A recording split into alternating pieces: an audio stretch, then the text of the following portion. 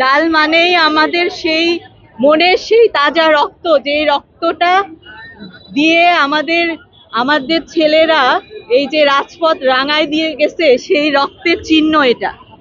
সেই রক্তের চিহ্ন আজকে আমাদের মাথায়। আজ আমাদের পতাকা তো আর লাল সবুজ নাই, আমাদের পতাকা তো এখন লালই লাল হয়ে হয়ে গেছে। আমাদের পতাকা তো এখন লালই হয়ে গেছে, আমাদের পতাকা তো লাল সবুজ নাই, সব জায়গায় শুধু লাল রঙই দেখতে পাই।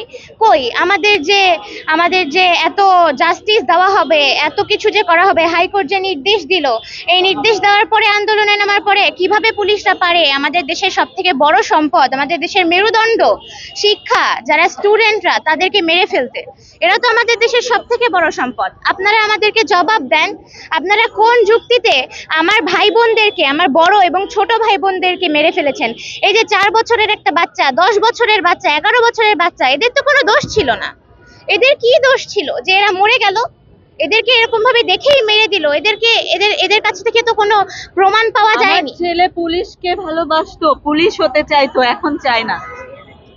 এখন পুলিশ দেখলে ওর ঘৃণা করে, পুলিশ দেখতে ঘৃণা করে। আমার ছেলে আর পুলিশ হতে চায় না, আমার ছেলে আর কোনো বাহিনীতে যেতে চায় না, আমি দিব না কখনো। সে যেতেও চায় না। আগে পুলিশ দেখলে সেলুট দিত, এখন পুলিশ দেখলে থু থু করে, পুলিশ দেখলে ঘৃণা করে। এই হচ্ছে এখন অবস্থা আমাদের দেশের। কেউ আর যাবে না পুলিশ বাহিনীতে। এরপরে কে চালাবে?